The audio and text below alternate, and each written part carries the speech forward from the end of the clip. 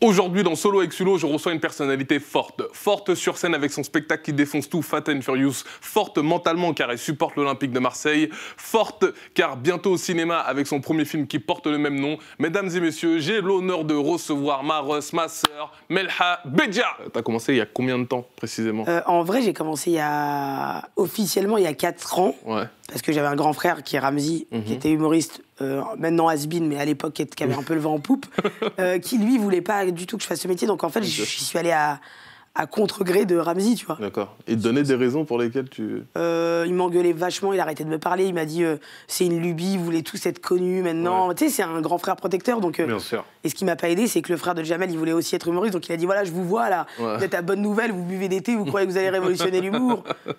Et c'était compliqué, mais il a eu raison au final, parce que c'était une vraie épreuve du feu qui m'a. C'était Koh-Lanta pour moi. Ouais. Quand tu fais là où les gens vont se dire ah, mais c'est la sœur de Ramzy, c'est normal. Moi, il m'a fait la misère. C'est pas des bâtons dans les roues, il m'a mis des forêts, frère, dans les roues. Au moins, il t'a forgé, tu vois. Donc, ouais, mais t'as sur le coup, c'est dur, tu te dis, putain, je fais rien de mal, je suis pas sur les maréchaux à arrêter des cums et dire, viens avec moi. Tu vois ce que je veux dire? Il a eu une réaction de grand frère, mais de grand frère à qui j'avais dit, écoute, je me lance dans le striptease, j'aime les feuillages burlesques, sois fier de moi, mon frère. Et je me rappelle, la première fois que je suis venu voir ton spectacle, c'était aussi la première fois où Ramzy venait. Ouais, et tu savais pas? Non, je savais pas. Après, j'ai entendu son rire, mais dans ma tête, je me disais, non, c'est pas lui, c'est quelqu'un qui lui ressemble, c'est quelqu'un qui lui ressemble. J'avais trop peur. Et quelle était ta réaction, toi, à la sortie, quand tu vois que ton ref est venu te voir, alors qu'à la base, il voulait pas que tu fasses ce métier? Franchement, j'étais très touché, j'avais hyper peur de son avis, parce que je me dis, là, il va me dire ce qu'il en a pensé. Et il a été hyper content, il m'a dit, écoute, tu fais ce que moi, j'ai jamais pu faire seul. J'ai toujours eu Eric. Il est jamais monté seul. Mais là, il a très envie, je pense qu'il va monter seul. Parce que ça le titille vachement, et Eric, il n'a pas forcément envie de revenir tout de suite sur scène, donc Ramzy, il va y aller un peu seul pour voir, pour tester, tu vois. Qui souffre un peu comme tu as souffert. Toi, tu sais ce que c'est. C'est souffrir. Moi, je vomis avant, je tousse, je taticarde. Ah, ouais, laisse tomber. Je me remets en question, je lui dis, CAP soudure, c'était bien. Hein. Ouais, mais moi, tu sais ce que je me dis à chaque fois, je me dis, putain, j'avais des copines, elles sont chez Zara, elles sont genre responsables Zara, à Boulevard Haussmann, et elles ont moins 30 chez Zara. Ben, je te jure que ça me plairait. Avant de monter sur scène, je me dis, mais c'était ça la vie, putain. Moins 30. Faire Zara à la meuf avec mon 4 couleurs. Attends, j'écris, là, je suis en train d'écrire. Pas du tout, c'est bien Zara. Tu viens de terminer ton premier film, Forte. C'est ça. Et tu peux nous en parler un petit peu? Ouais, grave. Écoute, c'est trop bizarre ce qui m'est arrivé. Vraiment, sans aucune velléité, sans vouloir me la raconter, j'ai signé un film en disant, tiens, j'ai peut-être une idée sur la féminité, je sais pas, une grosse qui se met au pole dance. Mais comme ça, je te jure. Et en fait, la productrice en face, elle m'a signé, elle m'a dit, mais en fait, on va le développer. Et on a mis 1 an et demi. Et du coup, elle m'a ramené des scénaristes. Moi, je connaissais pas du tout. Moi, pour moi, un scénario, il fallait être 12, tu vois. Il fallait avoir une machine à écrire à l'ancienne. Et je faisais comme ça, comme dans Arabesque, tu vois. et vraiment, elle m'a aidé à développer mon premier film. Et c'était trop compliqué parfois et génial par moments.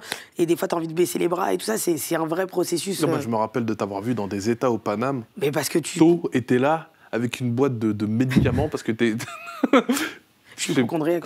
T'es en panique de tout, c'est ça? Je suis très hypochondriaque. Et t'as mis 1 an et demi pour écrire le film? 1 an et demi, ce qui est cool parce que c'est assez court au final, mais j'ai pas été seul. Hein. J'ai eu 2 scénaristes au début. On a été jusqu'à un certain point. Après, on s'est pas mis d'accord sur l'histoire. Ensuite, j'ai eu un autre scénariste qui a tout débroussaillé. On a réécrit un nouveau film. Et après, j'ai eu l'aide d'Anthony Marciano, Frédéric Hazan, Katia Lefkovitch, qui est la réalisatrice, parce que moi, je voulais pas le réaliser dans le sens où c'est un taf de réaliser. En plus, si j'ai écrit, joue dedans, j'aurais jamais le recul pour me dire là, c'est bien, là, c'est pas bien. Sachant que j'ai pas du tout confiance en moi. Ça aurait mis un film de 32 semaines, je pense. De tournage, attends, non, on refait, tu vois. Et tu as tourné combien de temps? On a tourné 8 semaines et demie. C'était en octobre. Et là, il est en montage. Et normalement, il sort courant 2019, voire... ça fait quoi de se voir dans... Mais j'y vais pas au montage. Ah ouais? Elle m'a montré un truc, j'ai fait ça. C'est de la merde. Je suis sorti. J'arrive pas à me voir et tout. J'ai un peu de mal. Je vais aller voir un psy ou je vais faire une requia, je te dis la vérité. Un des deux. Soit psychologie, soit la médecine prophétique. Tu vas souvent chez le psy en plus, toi? Moi, j'ai tout, hypnose, j'ai tout fait. Écoute-moi bien. Il y a personne qui peut me dire, ouais, mais attends, t'es dur, t'as pas essayé. J'ai tout essayé. L'hypnose, l'acupuncture, le magnétiseur.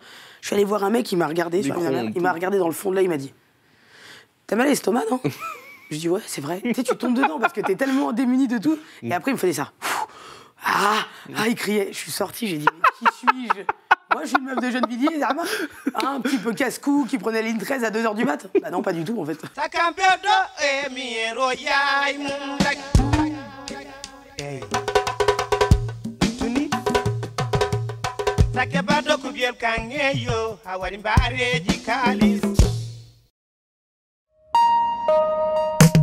Click Sport, c'est toutes les semaines sur Click TV, c'est votre nouveau rendez-vous où chaque semaine, on vous propose de vous raconter ou de vous faire découvrir une légende du sport. Moi, j'ai plutôt vu ça comme, je sais pas, clic-clac, je sais pas. Et nous voilà en compagnie de notre invité toute la semaine, Kobalade. Bienvenue, c'est ta première télé? Eh bah bienvenue, c'est chez nous, chez Click. Clic-clac. Moi, c'est la première interview que j'ai faite, c'est avec toi.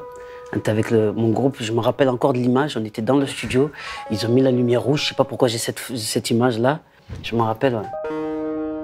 T'es le premier à y répondre sur notre chaîne. C'est quoi ta définition d'une clique? C'est un groupe de potes avec qui on restera pas toute la vie. Pourquoi pas toute la vie? Parce que sinon, c'est une famille. Je pense qu'on se rencontrera un seul jour. À bientôt, James, et bon courage. Oh, that's incredible. That's sweet. You know, it's just like you, he never talks. Bienvenue pour la première de Parle-moi. Dans Parle-moi, on va parler littérature, mais pas de livre, puisqu'il paraît qu'aujourd'hui on lit plus. Donc à défaut d'un livre, on va parler d'une page. Chaque semaine, on va recevoir des gens qu'on trouve inspirants, qui vont venir partager leur expérience sur un sujet qui touche tout le monde. Et la première qui arrive, c'est la confiance en soi. Et ça se voit, on est au top. Que suis-je? Je suis chinois. J'ai des cheveux un peu bizarres. Je suis un peu chelou, d'une façon générale, je suis chelou. Mais j'ai un talent de ouf. Je suis Bounaïmin et j'arrive sur Click TV.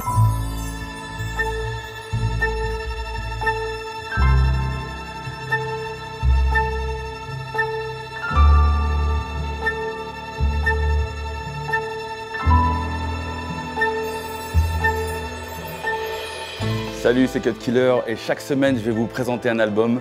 Et cette semaine, Ready to Die de Notorious B.I.G. J'en fais bien.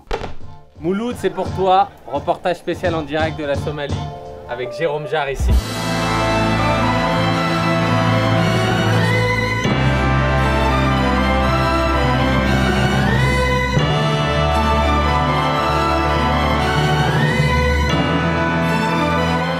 Là exactement, on est en direct de Cox's Bazar au Bangladesh, plus précisément dans le camp des Rohingyas, pour faire quelques jours en immersion à la rencontre de ces peuples.